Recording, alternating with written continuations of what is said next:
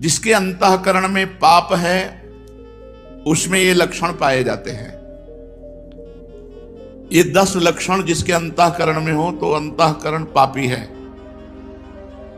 इन लक्षणों का अगर अपने अंदर एक का भी स्थान हो तो नाम जप के प्रभाव से उसको हटा दो, नहीं वो पाप कर्म करवाता रहेगा। पहला, चोरी। किसी की भी चोरी, बहुत प्रकार की चोरी होती है। किसी और महापुरुष की बात छाप अपनी लगा के चोरी हो गई। भागवतिक सिद्धांतों में भी किसी और महापुरुष की बात है और छाप अपनी लगा दी, बात अपनी लगा दी तो चोरी हो गई। जिसकी बात है उसी का नाम लेके बोलो, पूज्यपाद अमुक महापुरुष ने ऐसे वचन बोले, अपनी छाप नहीं लगानी, चाहे वो पद हो चाहे उनकी शब्दावली हो, उन महापुरुष ने ऐसा कहा। चोरी, दूसरे की वस्तु का, दूसरे के अस्तित्व का अपहरण करना चोरी कहलाता है। जिसमें चोरी करने का स्वभाव है, चाहे वो जो भी चोरी हो, बहुत प्रकार से चोरी होती है। वो अंतःकरण में पाप है इसलिए बर्दाश्त होता है, नहीं तो पवित्र अंतःकरण में चोरी बर्दाश्त नहीं होती। किसी की वो चोरी नहीं कर सकता। छल कपट के द्वारा, बेईमानी के द्वारा और भी अन्य वृत्तियों के द्वारा जो दूसरे से धन लिया जाता है, वस्तु ली जाती है, उसके स्वत्व का अपहरण किया जाता है, उसके अधिकार को छीना जाता है, ये सब चोरी के अंतर्गत आता है। जिसमें चोरी है वो पापी अंतःकरण है। दूसरा, हिंसा। किसी भी जीव की हत्या करना। हिंसा भी बहुत प्रकार की होती है। वाणी से किसी के हृदय को दुख पहुंचाना भी हिंसा है। शरीर से किसी के शरीर को पीड़ा देना भी हिंसा है। आप खिलवाड़ में किसी जीव के साथ आप उसको बंद करके मनोरंजन कर रहे हैं और उसको प्राणों का भय लग रहा है, ये हिंसा के अंतर्गत ही आएगा। बंदर है, पक्षी है, कुत्ता है, ऐसे पशुओं को आप मनोरंजन में ही प्रताड़ित कर रहे हैं तो हिंसा के अंतर्गत आएगा। आप मांस खाते हैं लेकिन आप किसी जीव की हिंसा नहीं करते, पर हिंसा करने का पाप आपको लगेगा क्योंकि आप उस मांस को खाते हैं। ये जो लोग कहते हैं कि मछली में तो कोई ऐसा, भगवान ने मत्स्य अवतार धारण किया है। मत्स्य अवतार, मछली का अवतार भगवान ने धारण किया है। और जिनको ये लगता है कि अगर हम खाएंगे नहीं तो ये बढ़ जाएंगे, तो फिर नरक भी आपके लिए भगवान ने तैयार किया है, क्योंकि आप विनाश लीला के पार्षद बनेंगे तो विनाश आपका होगा, आपकी दुर्गति होगी। ये जिम्मेवारी भगवान की है, सृष्टि का सृजन करना, पालन करना और संहार करना। अरे भाई, ये भगवान की सृष्टि है, सृजन करना, पालन करना, लय करना, ये भगवान के ऊपर। आप मर्यादा से चलो, जो मनुष्य धर्म है उसका पालन करो, राक्षस धर्म को स्वीकार न करें। हिंसा, जिसके अंदर हिंसा वो पापी पुरुष है, उसका अंतःकरण पाप से युक्त है। चोरी, हिंसा और पराई स्त्री से व्यभिचार, ये पापी पुरुष का लक्षण है।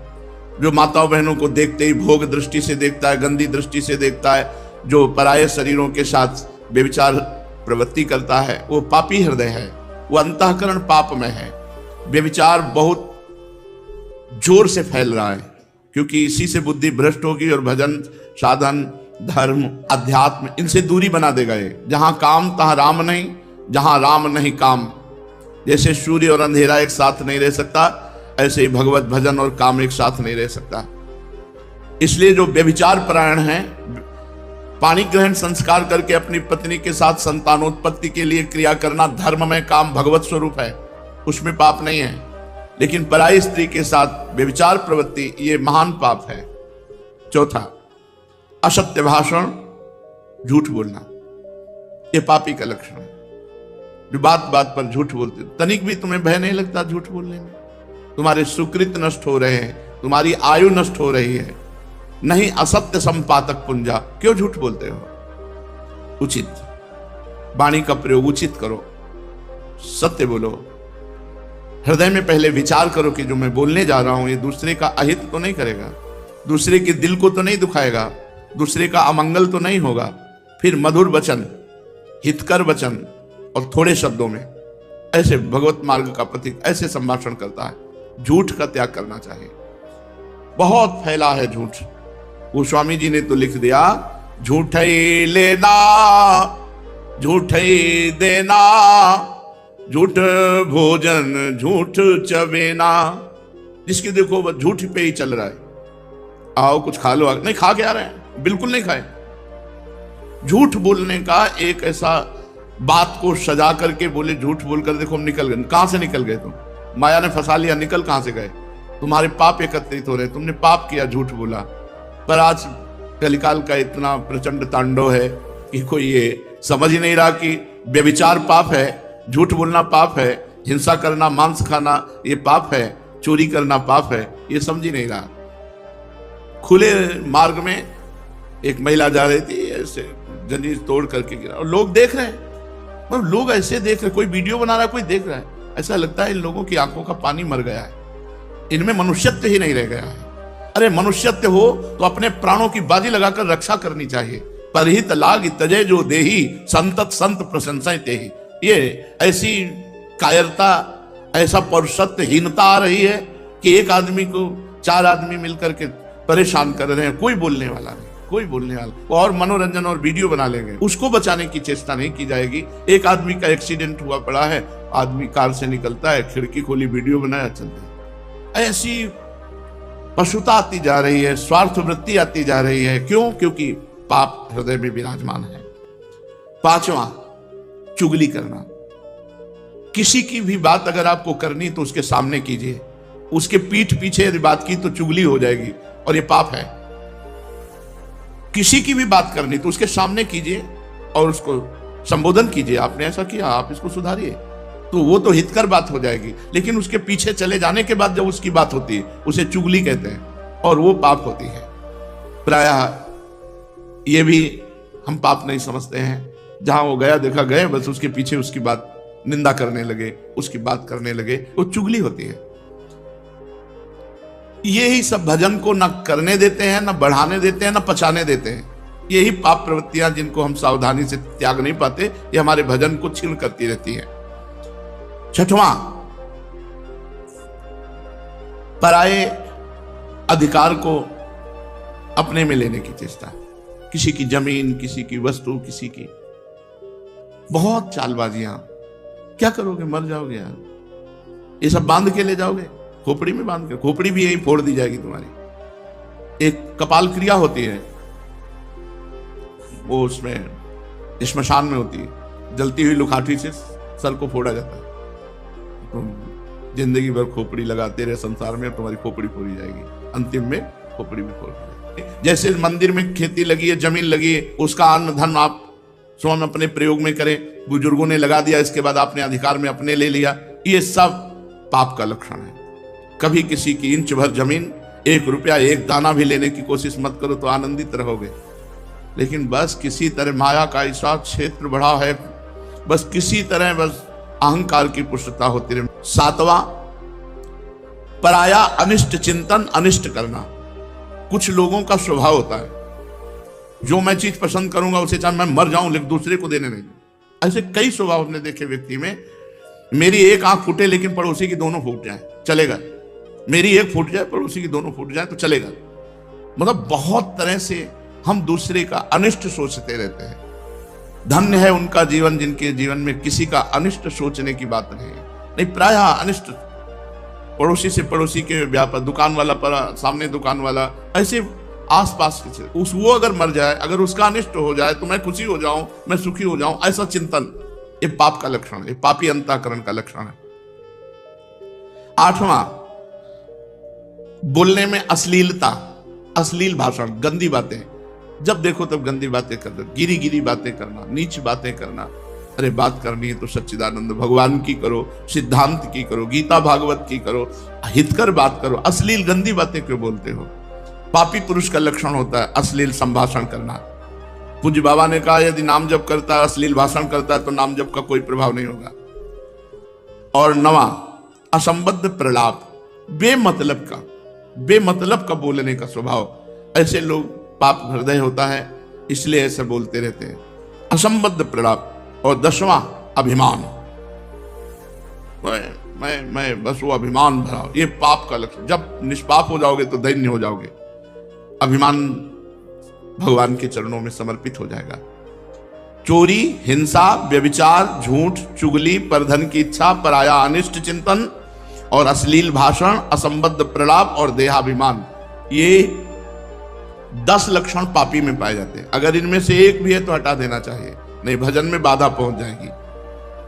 पुनीता जी दिल्ली से।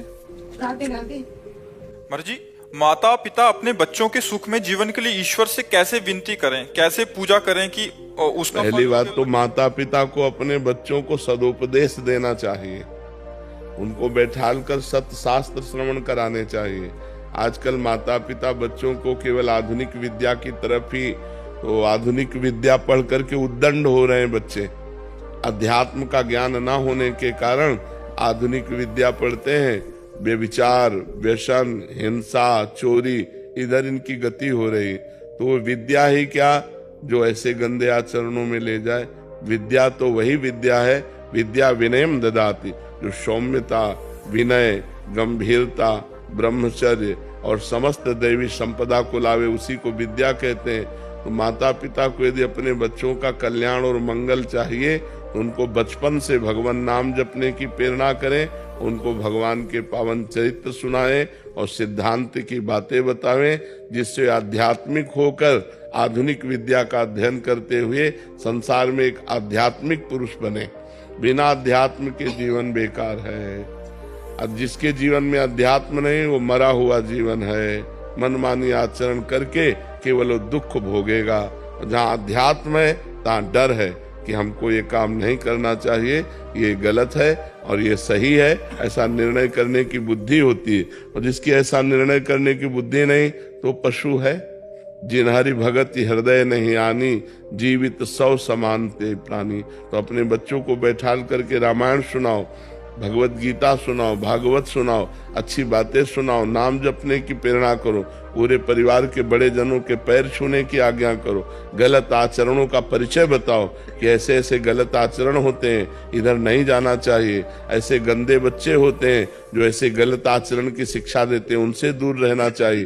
तब उन बच्चों का जीवन, छोटे छोटे बच्चे गंदी गंदी बातों से युक्त हो रहे हैं, मोबाइल हाथ में है, गंदा आचरण देखते हैं, गंदी बातों में बढ़ रहे हैं, तो वही बॉयफ्रेंड, गर्लफ्रेंड, व्यभिचार, वही फिर व्यसन, नशा करने लगते हैं। फिर उसके बाद उनकी हिंसात्मक वृत्ति हो जाती, क्योंकि रुपया चाहिए। रुपया दिया तो फिर माता पिता, पारिवारिक जनों को कटु वचन कहना, मारना, पीटना या चोरी करना, ऐसे आचरणों में युक्त हो जाते हैं। तो अध्यात्म की शिक्षा माता पिता को अपने बालकों को देनी चाहिए। पर दुर्भाग्य यह है कि माता पिता अध्यात्म में नहीं है। माता पिता को ही ज्ञान नहीं कि अध्यात्म क्या है, तो बच्चों को क्या अध्यात्म की शिक्षा देंगे। बिना अध्यात्म के जो मन है वो आसुरी प्रवृत्ति में चला जाता है, राक्षसी प्रवृत्ति में। देखो ना, अरे किसी की बेटी हो, थोड़ा तो तेरे हृदय में भाव होना चाहिए कि ये भी मनुष्य की बच्ची है, ये किसी की बच्ची भी हो। कैसे भी जब सुनने को मिलते हैं ना, जैसे लोग बता कि एक बच्ची के साथ ऐसा किया, तो अब सोचो आप, ये राक्षसीपना आया कि नहीं है। अगर थोड़ा भी अध्यात्म होता तो भगवान का डर होता कि ना होता, थोड़ा संयम होता, थोड़ा संयम नियम से, तो कैसे कोई ऐसे आचरण कर सकता है। फिर सब आचरण नए बच्चे ही तो कर रहे हैं जो अध्यात्म विमुख। क्या वो पढ़े लिखे नहीं है? पढ़े लिखे, आधुनिक पढ़ाई में खूब ग्रेजुएट है, लेकिन आध्यात्मिक पढ़ाई ना होने के कारण वो अपने आचरणों से भ्रष्ट है, वो अपने आचरणों से गिरे हुए हैं। तो हमें लगता है बच्चों की उन्नति के लिए बाल्यावस्था से आध्यात्मिक भी उनको ज्ञान कराना चाहिए, जिससे उनका चरित्र पवित्र हो, जिनसे उनके आचरण अच्छे हों, जिनसे उनका बोलना, व्यवहार, बर्ताव अच्छा हो। आजकल बच्चे अपने माता पिता से ऐसे बात करते हैं जैसे नहीं करना चाहिए, असभ्य बातें करते हैं। तो ये पढ़ाई लिखाई का है?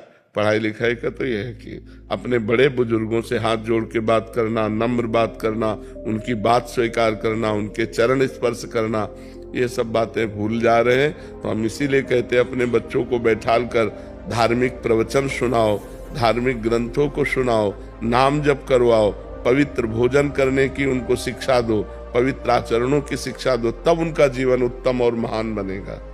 ग्रुप कैप्टन नरेंद्र वर्मा जी। राधे राधे। राधे राधे महाराज जी। महाराज जी, अपने परिवार को लेकर, अपने प्रोफेशन को लेकर, अपने बच्चों को लेकर मन हमेशा विचलित सा रहता है, मन शांत कैसे करें मन? हाँ देखो, इसलिए आपने जिम्मेवारी अपनी मानी ना, तो आप असमर्थ हैं। न काल आपके अधीन है, न माया आपके अधीन है। कुछ अधीन तो है नहीं आपके, जब जो होना है वो हो जाएगा। तो इसलिए आप चिंतित रहते हैं। यदि ये चिंता भगवान को दे दे तो आप निश्चिंत हो जाएंगे। अगर अपने जीवन का भार भगवान को दिए होते और भगवान का निरंतर भजन करते होते तो आपको इस चिंता में नहीं जलना पड़ता। भक्त निश्चिंत हो जाता है, निर्भय हो जाता है, निःशोक हो जाता है। जो प्रभु करेंगे वही होगा, मुझे चिंता क्या करनी है। अपने कर्तव्य का पालन करना है। आपके सामने जो काम है वो काम करना है, आपके सामने जो कर्तव्य है उस कर्तव्य का पालन करना है और फल पर भगवान पर भरोसा रखना है। अगर भगवान को बीच में नहीं लाओगे तो चिंता नहीं मिटा पाओगे, क्योंकि एक बड़ी चिंता आ रही, मृत्यु, परिवार पर और आप पर भी, किसी की भी हो सकती है। अब उसका निवारण कैसे होगा? तो अगर आप निश्चिंत होना चाहते हैं तो भगवान की शरण होकर भगवान का नाम जप कीजिए, सत्संग सुनिए और ये विश्वास कीजिए भगवान मंगल भवन है, वो वही करते हैं जिससे सबका मंगल होता है और अपने अपने कर्मों का फल भोगना पड़ता है। इसलिए गलत कर्म ना अपने जीवन में होने पावे और अपने परिवार वालों को समझावे, बच्चों को समझावे कि कोई गलत कार्य ना हो। यदि धर्म विरुद्ध कार्य होगा तो उसका फल दुख आएगा, और जब दुख आएगा तो फिर हमारी बुद्धि विचलित हो जाएगी, अशांत हो जाएगी। इसलिए भगवान का नाम जप करो। करते हो नाम जप? हाँ, नाम जप करो, सत्संग सुनो और भगवान की शरण में रहो। जिनके द्वारा रचा हुआ है समस्त ब्रह्मांड है, वही हमें चिंता मुक्त कर सकते हैं, वही हमारे परिवार की रक्षा कर सकते हैं, वही हमारे जीवन में सुख विधान कर सकते हैं। दूसरा कोई उपाय नहीं। भगवान की शरण होने पर ही मनुष्य चिंता रहित हो सकता है, अन्यथा नहीं। जी। विवेक जी, राधे राधे। स्वामी जी कहा जाता है कि आत्मा और अकाल मृत्यु वाले लोग को मुक्ति नहीं मिलती और आत्मा भटकती रहती है। महाराज जी, मेरा प्रश्न है कि अगर ऐसा है तो परिवार के लोग उस आत्मा की शांति और मुक्ति मिले उसको, उसके लिए हमें क्या करना चाहिए? श्रीमद् भागवत का सप्ताह पारायण, भगवान नाम कीर्तन, साधु समाज को भोज भंडारा और ये सारे पुण्य उस जीवात्मा को दे दिए जाएं तो जीवन मुक्तता की तरफ आगे बढ़ेगा। नहीं तो आत्महनन, आत्महत्या करने वाले को और जो महत पाप करने वाले जन हैं, इनकी अधोगति होती है, प्रेत योनि आदि को ये प्राप्त होते हैं। तो अगर इनके लिए धार्मिक कृत्य ना किए जाएं तो पता नहीं कितने कल्प इनको भटकना पड़ेगा। इसलिए परिवार वालों को चाहिए कि धर्म ग्रंथों का पाठ रखवावें, धर्म ग्रंथों का गायन करवावें, साधु समाज की सेवा करें, भगवान नाम जप करके उस जीवात्मा को दे तो उसके फल के रूप में वो फिर अपने पाप से मुक्त होकर के आगामी योनियों को प्राप्त हो जाएगा। तो ये करना चाहिए। श्रीमद् भागवत का पाठ कराना चाहिए।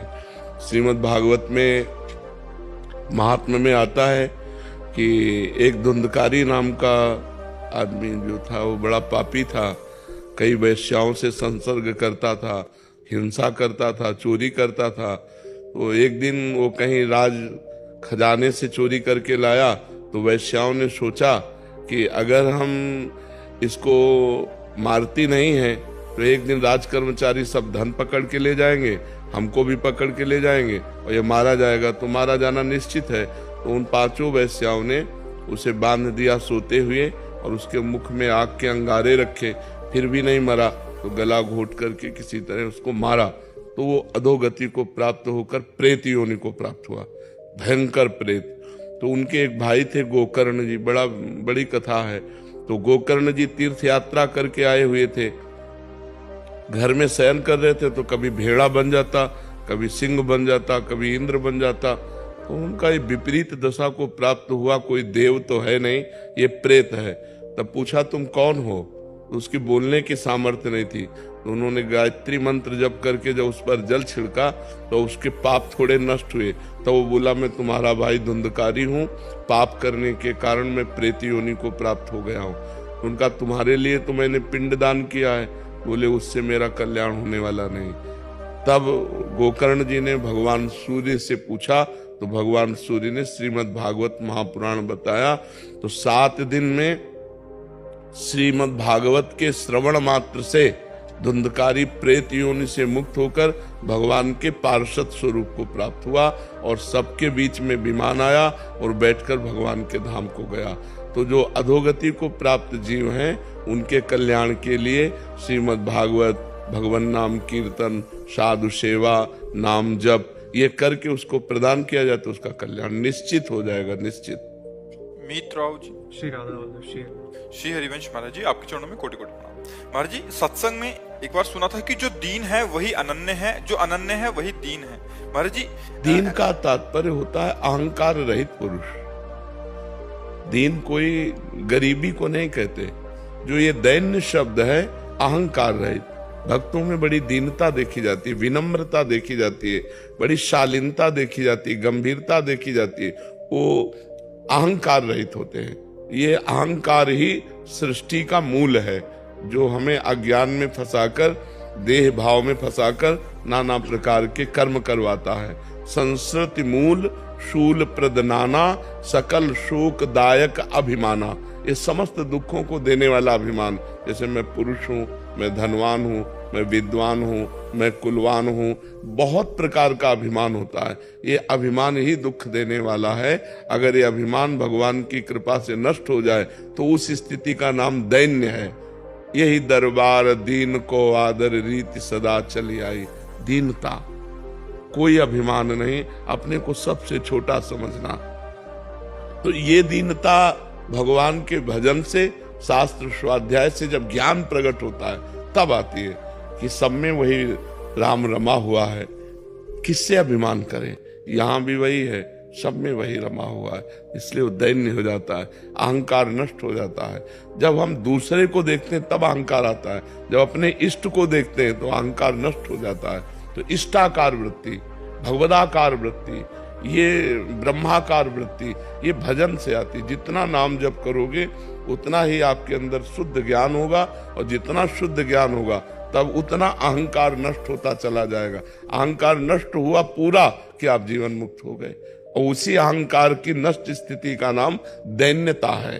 दैन्यम, दीनता। जो भक्ति में दीनता, सबके प्रति प्रिय भाव, मधुर भाव, अपने को सबसे तृणादपि सुनीचेन तरोर्यु सहिष्णुना अमानिना मान देन कीर्तनिया सदाहरि। अपने को सबसे तृण से भी नीच समझना और वृक्ष के समान सहनशील होना, दूसरों को मान देना, दूसरों से मान न चाहना, ये भजन करने वालों के अंदर दीनता होती। तृणादपि सुनीचेन तरोर्यु सहिष्णुना। सबहि मान प्रद आप अमानी।